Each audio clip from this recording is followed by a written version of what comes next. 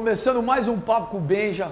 Ah, esse cara é bom pra caramba. Esse não pipoca não, Felipe Melo. Meu parceiro. Pô, dá um sorriso. Pô, a gente tava se divertindo, cara.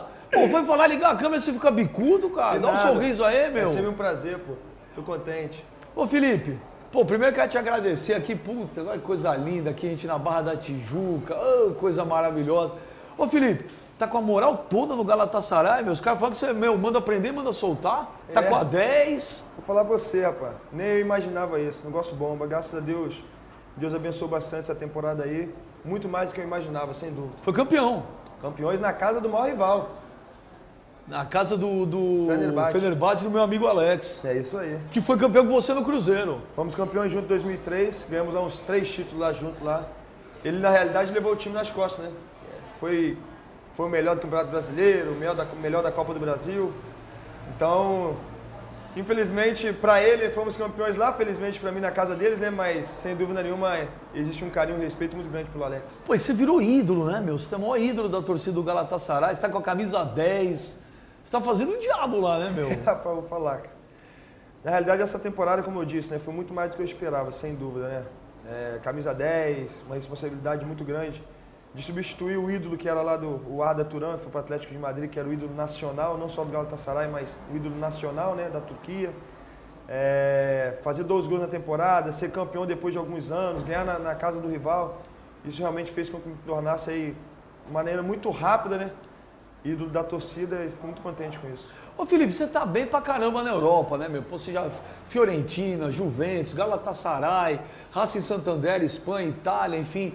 Cara, você pensa a curto e médio prazo voltar ou tem que ficar na Europa? Na realidade, eu acho muito difícil uma volta devido aos altos valores, né? Não pedido pelo meu salário, mas sim pelo que a Juventus pediria, né? Ano passado estaria muito mais fácil, tanto que o Galatasaray conseguiu o meu empréstimo junto à Juventus, né? Mas hoje é difícil. Hoje eu não aceitaria sair da Juventus por empréstimo, né? Até porque eu quero criar uma identificação com o clube, quero fazer uma história num clube e um empréstimo dificultaria isso, né? Eu tenho mais 2 anos de contrato ali, mas sem dúvida nenhuma eu quero sair com uma venda. Então a Juventus pediria um valor muito alto, é difícil para um clube brasileiro. Porque eles gastaram muito, a contratação foi caríssima, 25 milhões de euros na época, foram 60, quase 70 milhões de reais, né? Mas esquecendo a grana agora, você tem essa vontade de voltar agora para o Brasil? Você tem? Não, eu vivi alguns jogos no Brasil, inclusive o Corinthians eliminar o Vasco, né? A gente tava junto, meu. Muito bacana aquele jogo lá. E você torceu pra caramba. Rapaz, eu falei pra quem? Eu sequei muito, cara, o Vasco, cara. Todo mundo sabe que eu sou flamenguista, não preciso esconder nada de ninguém, eu sequei muito mesmo. Você sabe que a gente tava no Pacaembu, eu tava com meu filho o mais velho, e eu tava olhando e eu falava assim, pô, mas é o Felipe Melo. Aí eu falava, não é o Felipe Melo, porque o Felipe Melo... não estaria no jogo do Corinthians do nada. Aí eu olhava e falava assim, não, mas é o Felipe Melo. Não é. Pô, é uma hora que o Diego Souza perdeu aquele gol. Cara, foi... Pô, eu vi um cara levantar e comemorar como se fosse gol. Eu falei, não, é o Felipe Melo, cara. Na realidade, cara, o Pacaembu ficou calado foram aqueles metros ali que ele arrancou ali, o Pacaembu ficou caladinho, né? E eu fiquei, como todo corintiano e como todo flamenguista também, né? Se uniu às maiores torcidas do Brasil e ficou todo mundo calado. Na hora que ele perdeu o gol, foi mais ou menos assim, a reação foi como se fosse um gol, o Pacaembu reagiu como se fosse um gol. E eu não fui diferente, eu torci pra caramba ali, como torcedor, respeitando o lado profissional, mas como torcedor, eu torci pra caramba pro Corinthians ganhar aquele jogo. Acho legal pra caramba você falar isso, porque tem muito jogador que fica com essa bobagem, não. Você tava lá torcendo mesmo igual torcedor. Não, palhaçada, meu, eu sou torcedor como outro qualquer. Entendeu? Quando eu era moleque, eu ia pro Maracanã, lavava carro para ir pro Maracanã, enfim, eu tenho o meu amor pro Flamengo, sou profissional, mas eu sei diferenciar o jogador com o torcedor, entendeu? O teu grande, como torcedor do Flamengo, semana passada eu entrevistei foi uma entrevista muito engraçada com o Antônio Tabet, do Quibiloco, Flamengo doente. E para ele o grande rival é o Fluminense. Mas talvez, acho que é uma geração, talvez um pouco mais antiga, época que Fla-Flu era uma coisa, né? Para você, é o Vasco? É o Vasco. A minha geração, pode perguntar para qualquer um, quem que é o maior rival do Flamengo? Vasco. Eu no Vasco, já falei, já volto a repetir que eu não jogaria no Vasco nem de forma alguma. Fluminense, não tem nada contra o Fluminense, pelo contrário, meu pai é tricolor, é um tricolor flamenguista, né? Mas o Vasco, a gente Nós começamos no Flamengo, eu fiquei 10 anos no Flamengo e maior rival desde pequenininho sempre foi o Vasco. Ó, amanhã você tem uma proposta milionária do Vasco. Não vou. Jura? Não vou, cara, Jura mesmo? Não vai Não isso? vou pelos meus filhos, cara. Não vou, não. Eu respeito o Vasco. As pessoas têm que entender que eu respeito o Vasco como equipe, entendeu? O Vasco é uma grande equipe no futebol, no cenário nacional e mundial também. É reconhecido, né? Até pelos títulos que tem. Eu não jogaria pro Vasco pelo amor que eu tenho no Flamengo. Hoje, graças a Deus, eu estou bem resolvido financeiramente, então não é qualquer coisa que vai me fazer jogar no Vasco. Felipe, pô, você falou um negócio aqui, pô, ficou na minha cabeça. Você falou, pô, eu lavava carro para ir pro Maraca, né?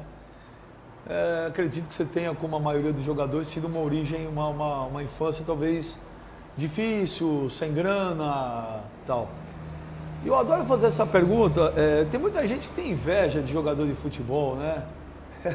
Porque fala, esses caras ganham dinheiro pra cacete, muita grana que se dá pros caras, tal. Eu não entro nesse mérito. Acho que se o jogador ganha bem, ótimo, fez por merecer. Mas o que eu gosto de saber de alguns jogadores é o seguinte, pô, às vezes você tá... Eu faço sempre essa pergunta. Pô, você tá, de repente você está sozinho, aqui, você está no avião, você dá aquelas viajadas assim, você fala, porra, cara, olha onde eu cheguei, cara.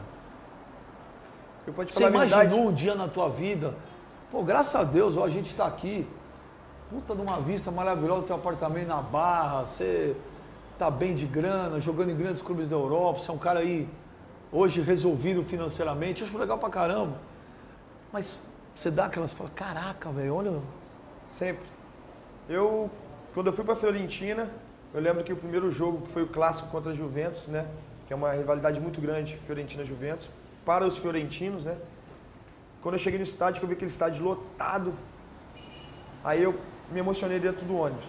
Falei, caramba, e agradeci a Deus ali. Pensando entre você, aquele momento ali eu estava escutando o som, e eu agradeci a Deus assim em voz baixa, falei, pô, obrigado, Deus, por ter me trazido até aqui, né? Jamais imaginei. Eu tive uma infância assim, não que me faltavam as coisas, sim, né? Mas não sobrava. Mas não sobrava. Meu pai, quando eu saía de São Gonçalo, que eu ficava em São Gonçalo, eu saí de Volta Redonda para morar com meus avós em São Gonçalo. Então, eu andava com uma van e assim, meu pai gastava, exemplo, R$100 por mês na van. E eu falava com meu pai, e acabava o treino no Flamengo, eu acordava 5 horas para ir pro treino, quando acabava o treino, eu tinha que ir sair da Gávea para ir para Leopoldina, andar e tal, quando era de ônibus. Eu falei, pô pai, eu tô com uma fome, cara, às vezes vou uma vontade de comer um hambúrguer. Quanto que eu gasto para ir de ônibus? Meu pai, uns R$50, exemplo. E de van, 100. Então faz o seguinte, pai. Vou começar a ir de ônibus, mas eu teria que acordar umas 5 da manhã. De van, acordar às 7. Mas eu vou de ônibus, se você gasta 50, me dá mais 20 por mês, 70, economiza 30. Ele, beleza. Então aqueles 20, quando eu saía do Flamengo na Gávea, eu ia para Leopoldina. Da Leopoldina eu andava até a rodoviária Novo Rico, e embaixo, ali da ponte ali, cara, eu comi um X-Tudo que era 99 centavos, um X-Tudo e um copo de refrigerante. Aí depois eu dava mais uma caminhada, no primeiro ponto antes da ponte em Niterói ali, eu pegava o São Gonçalo, e embora eu ia dormindo ali de barriga cheia. Quer dizer, nunca faltou nada, mas também nunca foi aquele negócio de... Eu fui ter minha primeira camisa de marca com meus 15 anos, que eu já tinha meu salário no Flamengo, e meu pai recusou de... Não, esse dinheiro é seu, vai comprar o que você quer, enfim. Então esse negócio assim, na Europa hoje, na Juventus aconteceu, no Galatasaray... Quando eu me tornei ídolo, assim que eu saí, as pessoas... Felipe Melo não podia sair na rua, que os turcos são assim. Eles gostam de pegar. Né? De certa forma, eles não se contentam de chegar perto de você e tirar uma foto assim, não. Eles gostam de pegar, eles gostam de abraçar, tá abraçando, né? Então eu falei, caramba, cara, olha que eu me tornei, cara. Pô, legal. E aí assim, eu me emociono facilmente. Esse negócio que história de que homem não chora e tem cara de não sei o que é mentira. Eu choro pra caramba com essas coisas assim, me emociono mesmo. E a primeira coisa que eu faço é agradecer a Deus. Porque realmente, tá onde eu tô e sair de onde eu saí assim, sem dúvida nenhuma, eu agradeço muito a Deus. Eu tô vendo aqui, quando você fala agradecer a Deus, você fechou o braço aí, né? Essa tatu. E você tem várias mensagens, é impossível... É impossível, mas Deus pode, essa aqui. E essa aqui, ainda que tudo pareça perdido, Você é muito religioso, Felipe? Fui nascido e criado em lar cristão, né? E me desviei muitas vezes do caminho, né? Meu avô é pastor... Tenho a minha mãe que é diaconisa, meu pai agora tá muito firme na igreja, com o projeto em jovens, enfim. Hoje hoje eu posso dizer que eu sou um cristão de verdade. Entendeu? Algum tempo atrás todos aceitei de coração, me arrependi de certas coisas que eu fazia, deixei certas coisas de lado, né? E hoje eu sigo realmente à risca tudo aquilo que a Bíblia pede. Quando você falou que desviou do caminho, aí entra aquela coisa de falar, porra, passei minha adolescência, minha infância, minha adolescência, sem poder...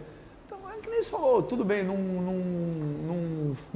faltava, mas você não é um cara que podia fazer alguma extravagância, que nem você falou, tua primeira camisa de marca, né, essas coisas. Aí entra esse lado aí, Felipe, fala, pô, começou a ganhar grana, pô, Flamengo, dá uma despirocada, é a hora que você precisa ter um freio. Sem dúvida, é normal assim, pô, eu quando, com 16 ou 17 anos, se eu não me engano, eu fiz aquele gol que tirou o Flamengo do rebaixamento. Imagina, de um dia para o outro, eu me tornei ídolo de uma torcida hiper apaixonante. É um conto de fadas, né? Sem dúvida, eu lembro que quando, no dia seguinte, meu pai me acordou com jornais, caraca, cara, aí, tudo na capa de jornais e tal, eu falei, caramba, eu fiquei assim... Sabe, e as pessoas começam a te reconhecer e tal, você é menino ainda. Por mais que você tenha uma base familiar, é normal, você quer, sabe, conhecer novas coisas, entendeu? Eu nunca fui de querer sair pra noite, eu sou um camarada que, eu tenho 28 anos, nunca tive problema com peso, entendeu? Por quê? Porque eu sempre fui de me cuidar, eu sou realmente um grande profissional. Tá entendendo? Eu sou um cara assim, que eu tenho até um problema, assim, minha mulher às vezes fala assim, pô, você tem problema de cabeça, meu, pô, você acaba de comer, vai se pesar pra saber de peso, eu tenho esse problema. Entende? Então, assim, eu sempre fui um profissional, sempre me cuidei muito.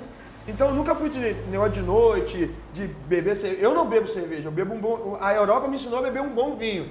Bebo um bom vinho, às vezes bebo uma champanhe, entendeu? Sou evangélico, como eu disse, mas não sou... Assim, evangélico é aquele que segue o que diz a Bíblia, os mandamentos da Bíblia, entendeu? Eu sou um camarada que hoje eu sou casado, eu sou marido, sem dúvida nenhuma, eu sou, assim, eu respeito a minha esposa, eu sou fiel à minha esposa, entendeu? Antes não.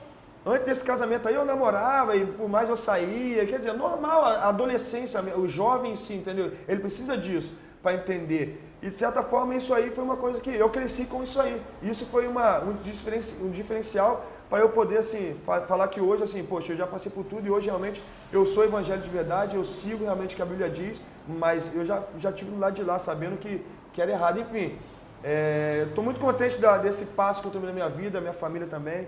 E tudo que eu faço eu peço discernimento para Deus, sabe? Eu coloquei isso daqui, assim, é impossível, mas Deus pode. Porque na minha vida, muitas coisas aconteceram, assim, impossível de Deus. Você entendeu? Assim, um jogador que sempre foi contestado, assim, a parte psicológica, chegar num clube como a Juventus, o maior, assim, muito caro, 25 milhões pagaram pelo Felipe Melo, foi, acho que o brasileiro mais caro da história.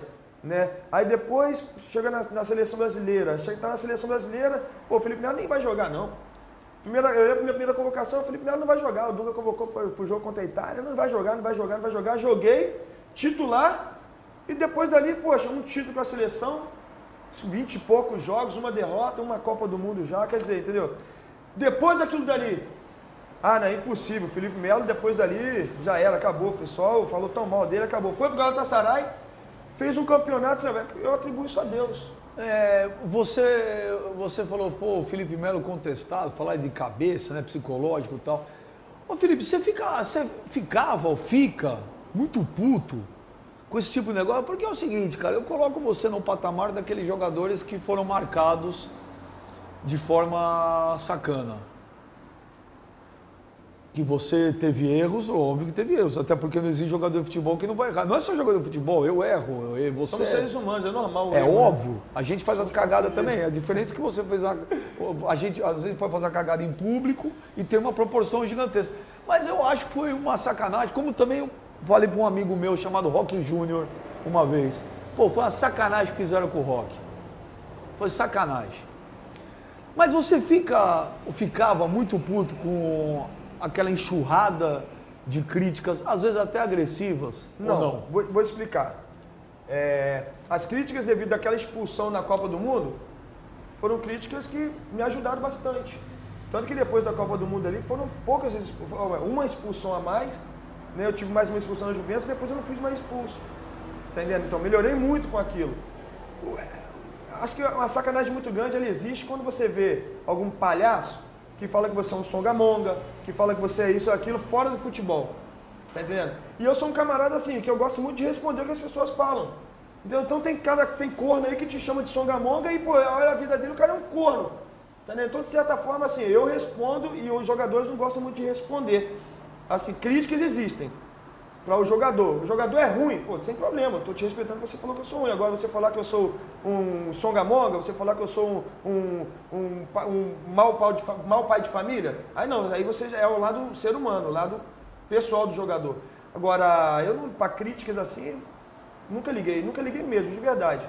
Porque eu sei diferenciar as críticas, entendeu? Tem crítica, como todo mundo sabe que crítica, pô, essa crítica aí vai me ajudar, são construtivas. Então, eu trabalho em cima disso. Agora, que eu não deixo passar, sou um cara público. Aquele específico, aquele jogo da seleção brasileira, eu vou te falar, você estava tendo uma partida fora de série. Aquela bola que meteu pro Robinho foi sacanagem, foi bola de Zidane. Cara, errou? Eu acho que você errou. Normal, você não precisava ter pisado ali. O gol. Mas eu acho que também jogaram muito a responsabilidade em cima do... O Júlio César também falhou. A seleção deu um tilt depois. Eu acho que você errou naquela pisada, cagou. Mas eu acho que... Eu não gosto, eu sempre falo isso, Felipe, eu não gosto de bode expiatório. Não é no futebol. A história mostra que quando você tem um bode expiatório, geralmente a coisa termina errada. Bom, a gente espera, na realidade eu tenho meu objetivo, que é voltar à seleção brasileira, né? E o meu primeiro passo, sem dúvida nenhuma, foi depois da Copa do Mundo, poder fazer um bom campeonato, coisa que aconteceu já no Galatasaray, né? Um bom campeonato. E isso é o primeiro passo Mas a pegação no seu pé foi muito mais aqui no Brasil do que lá fora. Não, lá fora eu sou muito respeitado. Então aqui, eu vou te falar, eu acho que foi ano passado, se eu não me engano, que surgiu um papo muito forte até, falou assim, o Felipe Melo está acertando com o São Paulo. Sim. Porra, cara, mas foi assim uma enxurrada de, o São Paulo tá louco, vai trazer o Felipe Melo, o cara é carniceiro e tal. Isso é sacanagem, porque você ficou marcado. Pô, o Barbosa, que não é da nossa época, o Barbosa, goleiro da década de 50, carregou um negócio por causa da vida dele.